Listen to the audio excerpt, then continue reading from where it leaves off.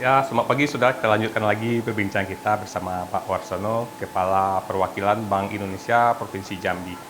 Pak, perbincangan kita kan dari segmen satu ke dua juga cukup menarik Pak, ya, Iya, mulai dari iya. pertumbuhan ekonomi Jambi Pak ya. Pak, mungkin ini sih bagaimana sih proyeksi pertumbuhan ekonomi Jambi pada tahun 2024 dan faktor pendorongnya apa sih Pak? Iya. Baik Mas, jadi Mas Dedi tentu memahami ya bahwa Jambi ini ekonominya tidak akan pernah terlepas dari kondisi global. Karena eh, salah satu pendorong ekonomi Jambi itu ada dari aktivitas ekspor impor. Sehingga aktivitas ekspor impor ini menunjukkan aspek eksternal itu juga berpengaruh terhadap ekonomi Jambi.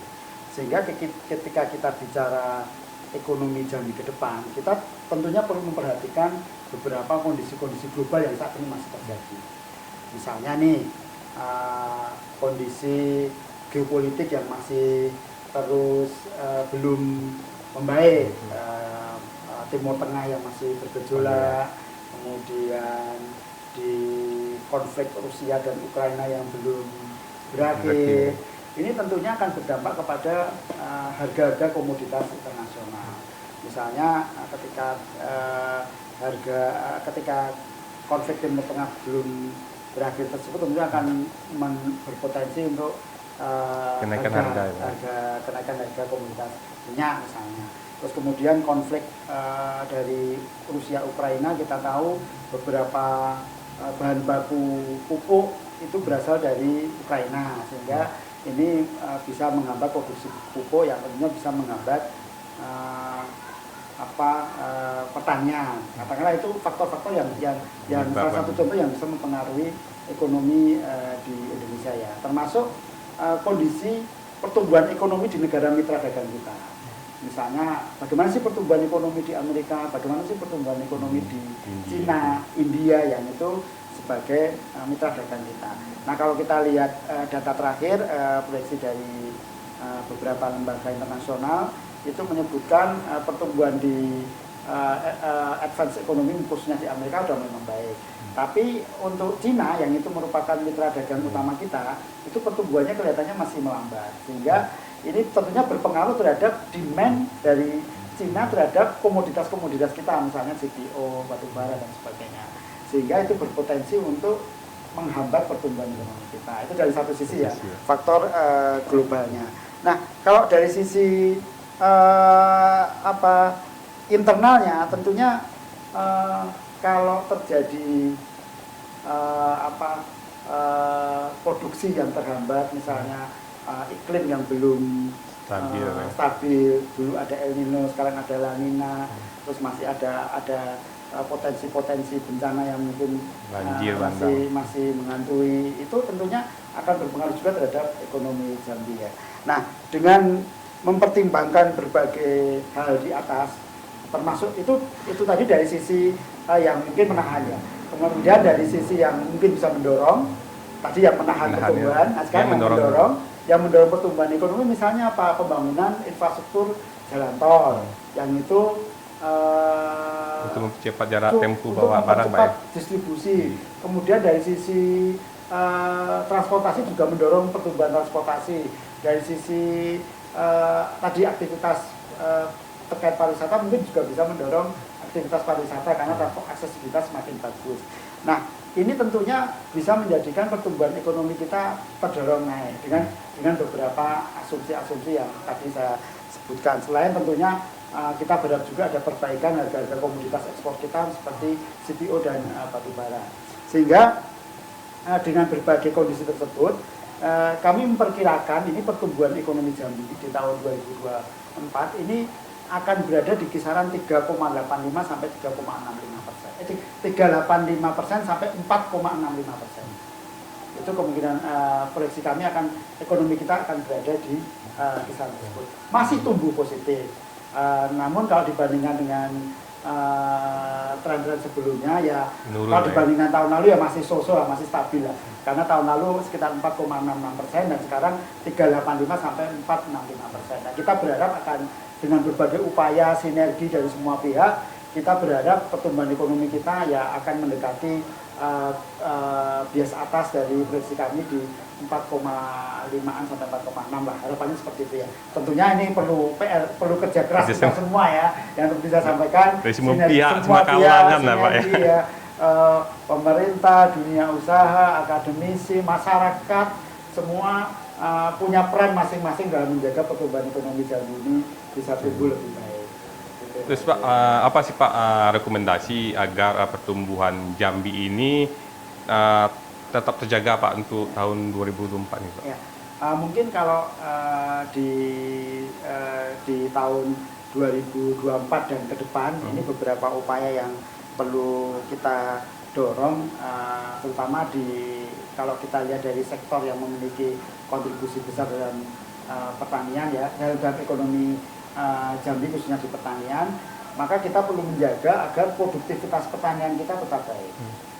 Produktivitas aktivitas pertanian kita tetap berjalan lancar, sehingga dalam jangka pendek ini mungkin beberapa antisipasi untuk terus menjaga pertanian itu tumbuh baik perlu dilakukan. Sebagai contoh misalnya nih, kita harus memonitor kembali misalnya saluran-saluran irigasi kita, agar dalam jangka pendek ini segera kita perbaiki agar nanti proses produksi itu tetap berjalan lancar.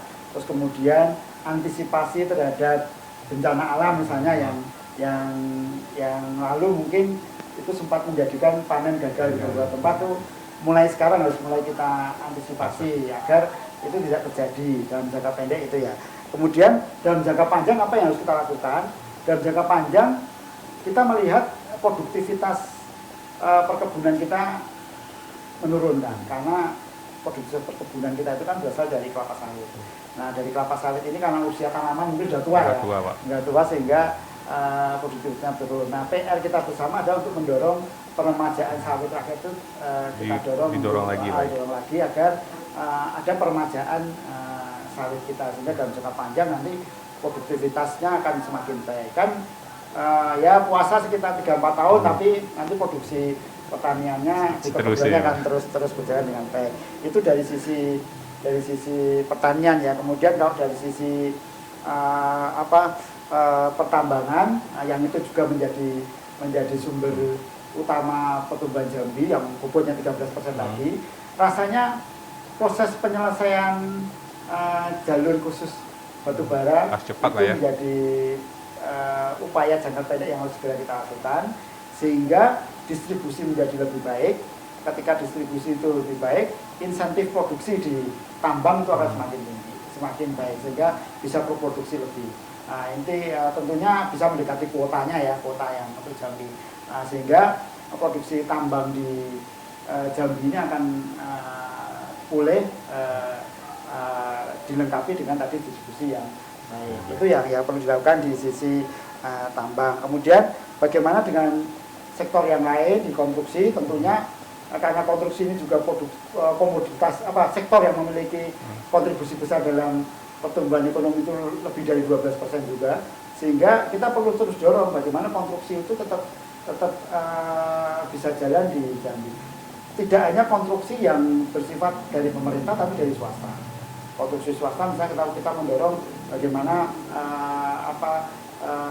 sektor-sektor yang untuk membangun pabrik atau membangun hasil turunan dari pertanian itu ya Pak ya? Itu kemudian kawasan perumahan itu juga terus didorong pertumbuhannya, termasuk juga untuk mengatasi backlog di perumahan itu bisa kita terus dorong sehingga sektor konstruksi terus tumbuh. Dan kita ada kabar baik juga di sektor konstruksi ini masih akan tumbuh, karena kita juga mendengar akan ada pembangunan jalan tol tahap berikutnya seksi 4 ya, antara Tempino dan Nes misalnya. Itu menjadi angin segar bagi ekonomi Jambi yang akan masih tumbuh dari sektor konstruksi. Ya, tentunya ini harus kita kawal terus pelaksanaannya sehingga nanti benar-benar bisa memberikan kontribusi besar bagi ekonomi Jambi. Nah, tentunya dengan nanti ke depan konektivitas di Jambi ini sudah terhubung dengan jalan tol Sumatera, saya kira berbagai aktivitas ekonomi akan naik, termasuk juga di sektor pariwisata, termasuk kelancaran distribusi barang dan jasa, sehingga ekonomi Jambi kami perkirakan akan semakin baik ke depan. Nah, ini sekali lagi sinergi semua pihak, kolaborasi semua pihak sangat diperlukan untuk kita bersama-sama membangun Jambi. Saya kira itu Mas Yedi. Mungkin selain itu Pak, bagaimana sih Pak perkembangan inflasi di Provinsi Jambi, terutama di tahun 2024 sih Pak? Iya. Makasih Mas Yedi. Jadi ketika kita bicara ekonomi, tentunya kita juga harus bicara stabilitasnya ya. Kita tidak hanya bicara tentang pertumbuhan, tapi kita juga harus bicara tentang stabilitas. Nah, ketika kita bicara stabilitas, itu salah satu ukurannya adalah kita bicara inflasi. Nah, alhamdulillahnya ini Mas Dedi, di Jambi ini kita dapat kabar baik, pertumbuhan ekonomi kita di triwulan 2 kemarin tumbuh 4,15% ya. 4,15% dibandingkan triwulan 1 yang 3,85. Ini didukung juga dengan kestabilan harga yang semakin membaik. Karena inflasi kita di bulan Juli kemarin, rilis BPS di tanggal 1 Agustus kemarin, inflasi kita tercatat hanya 2,14%. Ini benar-benar sudah berada pada target pemerintah yang 2,5+/1%. Tentunya kami apresiasi ya, ini berbagai upaya yang dilakukan oleh pemerintah daerah, baik itu yang provinsi maupun kabupaten kota, semuanya bersama-sama bersinergi untuk menjaga kestabilan harga ini, khususnya di tanaman pangan, di harga-harga yang terkait dengan kebutuhan sehari-hari masyarakat yang terkait dengan bahan makanan. Ini bisa dijaga dengan kolaborasi yang sangat luar biasa dari pemerintah daerah, berbagai instansi, termasuk kami di Bank Indonesia, bagaimana menjaga kestabilan harga ini, termasuk mendorong upaya kerjasama antar daerah dengan daerah lain untuk menjaga pasokan kebutuhan pokok ini tetap terjaga di masyarakat. Dan alhamdulillah kita di triwulan memasuki triwulan 3 ini, so far inflasi sudah bisa relatif terkendali. Dan PR kita adalah karena untuk Jambi ini mungkin biar pemirsa tahu juga, tahun ini perhitungan inflasi kita berubah. Jadi kalau tahun lalu kita hanya 2 kota yang dihitung, yaitu Jambi dan kota Muara Bungo. Nah, untuk tahun ini kita ada 3 kota kabupaten yang dihitung, yaitu kota Jambi, Muara Bungo, dan Kerinci. Sehingga PR penanganan pengendalian inflasi untuk kota-kota yang dihitung itu, yang dihitung inflasinya itu menjadi penting. Di sisi lain, kota-kota yang non IHK juga penting karena ini PR kita bersama. Kestabilan harga itu tidak hanya di kota-kota yang dihitung inflasinya, tapi di semua kabupaten kota itu juga memerlukan kestabilan harga. Karena ketika harga stabil, masyarakat bisa menjadi lebih mudah memperkirakan belanjanya.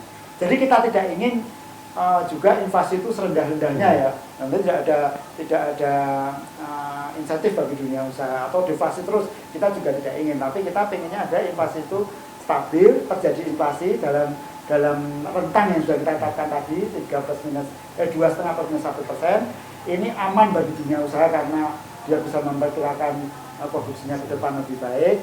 Aman juga bagi konsumen kita ini yang membutuhkan bahan pokok karena kenaikannya masih wajar. Itu yang penting. Stabilitas itu penting dalam pengendalian inflasi kita. Saya kira itu Mas. Pak, apa aja sih Pak faktor penghadapan inflasi dan resikonya ke depan, apa aja sih Pak? Kalau untuk saat ini ya, yang kita bisa menjaga inflasi kita bisa terkendali dengan baik, ini karena kita bisa menjaga khususnya inflasi di pangan, yaitu kita bersama-sama bisa menjaga pasokan pangan di masyarakat itu terjaga. Beras suplainya baik, kemudian cabai merah suplainya juga mencukupi, terus dimonitor terus perkembangan harganya, sehingga kalau terjadi gejolak di sana, berbagai upaya terkait dengan operasi pasar, kemudian gerakan pangan murah, dan berbagai intervensi pasar juga dilakukan oleh pemerintah daerah. Sekali lagi apresiasi kepada pemerintah daerah, provinsi dan kota yang sudah bisa menjaga itu. Kemudian kita juga melihat produksi pertanian juga terus didorong, sehingga ini bisa menjaga pasokan ke depan. Saya kira berbagai upaya juga dilakukan oleh pemerintah provinsi Jambi, misalnya dengan sekarang mengeluarkan kebijakan untuk lahan abadi untuk produksi pertaniannya. Jadi semua kabupaten kota diminta untuk menyiapkan lahan abadi untuk tanaman pangan. Nah, ini salah satu upaya yang untuk menjaga inflasi ke depan bisa terjaga dengan baik ya, sehingga pasokan itu terjaga. Ketika pasokan terjaga, maka harga bisa relatif lebih terkendali. Itu Mas. Pak, perbincangan kita juga cukup menarik Pak, sedang banyak mau kita bahas lagi Pak, namun waktu juga yang terbatas. Mungkin di lain waktu nanti kita akan bahas juga Pak, sumber ekonomi terbaru dan perkembangan UMKM yang ada di Provinsi Jambi sendiri Pak ya. Dengan senang hati Pak. Ya saudara, itulah perbincangan kami bersama Pak Warsono, yaitu Kepala Perwakilan Bank Indonesia Provinsi Jambi. Saksikan terus Kompas TV, independen, terpercaya.